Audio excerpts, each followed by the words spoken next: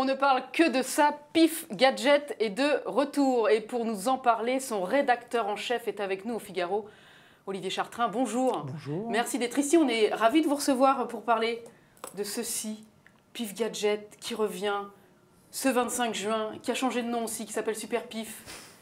Pourquoi vous ressortez ce magazine culte, mythique des années 70-80 ? On le ressort, on va dire, essentiellement pour deux raisons. La première, c'est qu'on trouvait dommage, depuis malheureusement l'arrêt de la première tentative de relance entre 2004 et 2008, que effectivement ce titre mythique reste dans un placard et qui ne serve pas à grand-chose. Et la deuxième, c'est que, comme l'a annoncé Patrick Le Yarrick, directeur de l'Humanité, à la fête de l'Humanité l'an dernier. Oui, parce que il faut rappeler que ce magazine est propriété du journal L'Humanité. Exactement. Je vous laisse continuer. On a réfléchi qu'il pouvait y avoir une place pour un magazine jeunesse avec l'identité et les porteurs des valeurs de Pif, les valeurs originelles de Pif, qui nous permettrait de répondre peut-être à une attente et de trouver notre place en respectant le plus scrupuleusement possible cette identité-là. Mais alors 100 000 exemplaires prévus à la vente, quand on connaît l'état de santé de la presse en France, et la santé de certains kiosques d'ailleurs, ce n'est pas à prendre un risque considérable que de lancer maintenant, en ce moment, ce type de projet? Non, nous on pense que non, on pense que ça... on pense que les gens vont l'acheter. Enfin, ce qui se passe depuis les quelques jours, on a commencé à dévoiler la chose, a tendance à nous confirmer un peu dans cette idée-là. Il y a réellement une attente. Il y a des fans La auprès vraie des question, c'est est-ce que cette attente-là peut être durable? Oui.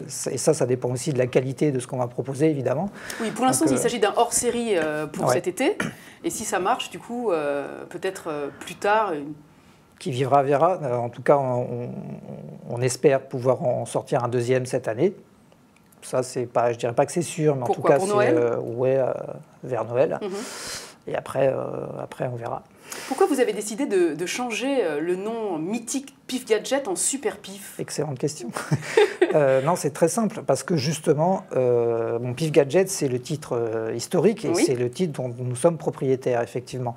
Mais comme assez rapidement, comme on a fini par se rendre compte qu'il allait être difficile de proposer aux gens un vrai gadget. Pourquoi? Ils étaient simples, mais assez... Parce que d'abord, pour nous, ce qui était vraiment prioritaire, c'était le contenu, BD et pas que BD, puisqu'il y a en gros 2/3 de BD dedans, mais il n'y a pas que ça. Il y a aussi une partie magazine qui respecte justement ce qui pouvait être fait dans Pif à la grande époque. Oui, avec des dossiers comme le climat. Voilà, on parle du climat, on parle expliqué aux enfants de façon ultra pédagogique et de façon ludique. Et voilà, surtout ludique.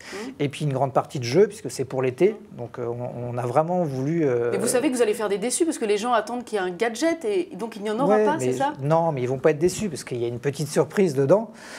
Et puis on ne voulait surtout pas proposer un gadget qui dévalorise justement l'idée du gadget. Pif, on est les inventeurs du gadget, c'est après Bonux. Mais dans ce qui est de la presse, on est les inventeurs du gadget. Aujourd'hui, il y en a partout, qui sont, je dirais, d'inégal intérêt.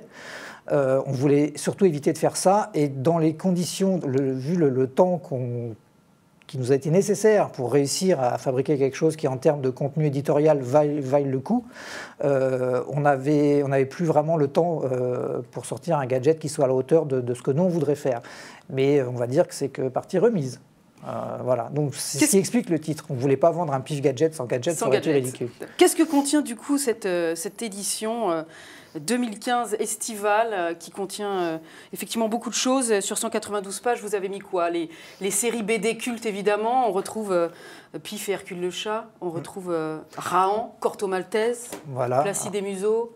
Il y a ce qu'on s'est dit, c'est qu'on voulait essayer de faire découvrir aux enfants, puisque le public qu'on vise très clairement, ce sont les enfants, 8-12 ans à peu près. Une nouvelle génération de lecteurs. Voilà. Donc leur faire découvrir les séries mythiques de Pif. telle qu'elle. Donc c'est pour ça on réédite une histoire de Rahan. On a la chance de pouvoir rééditer la première histoire de Corto Maltese sortie en France dans Pif en 1970. On réédite une grande histoire de Pif et Hercule de 44 pages.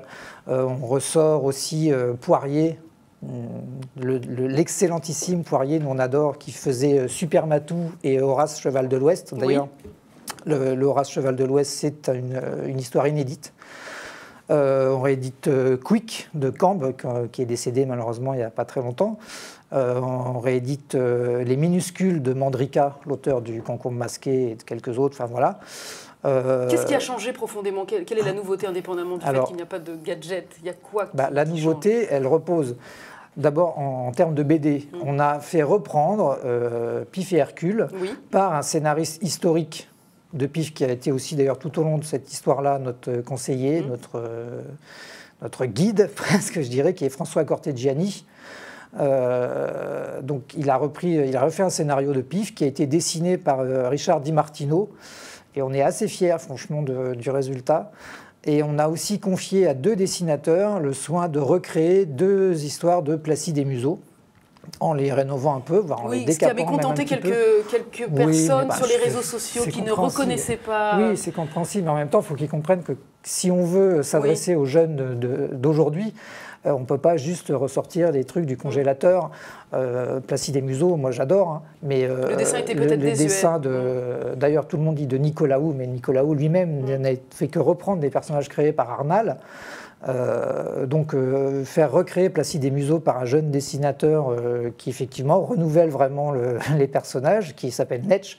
Oui, il y a une petite prise de risque, c'est évident qu'on ne peut pas plaire à tout le monde, mais voilà, il faut si ces gens-là ont lu Pif quand ils étaient enfants, ils doivent avoir, je pense, l'esprit ouvert.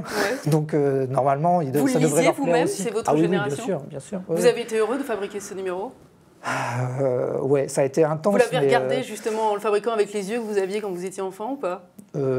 Ça, je sais pas. Franchement, non. On a surtout. C'était beaucoup de boulot. On n'avait pas trop le temps de.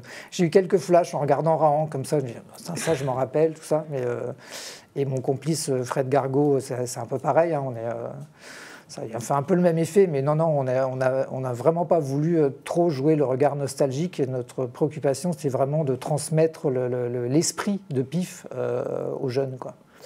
Alors, on lui souhaite quoi à Pif? Longue vie? Ah ben oui, pourquoi pas. Donc, on rappelle, Super Pif en kiosque ce 25 juin. Voilà. Et on espère qu'une nouvelle génération s'y intéressera pour avoir le bonheur d'en lire un nouvel exemplaire et un nouveau hors-série, peut-être à Noël. Et même d'autres. Et même d'autres après. Merci beaucoup Olivier Chartrain d'être venu au Figaro nous parler de Super Pif. À bientôt.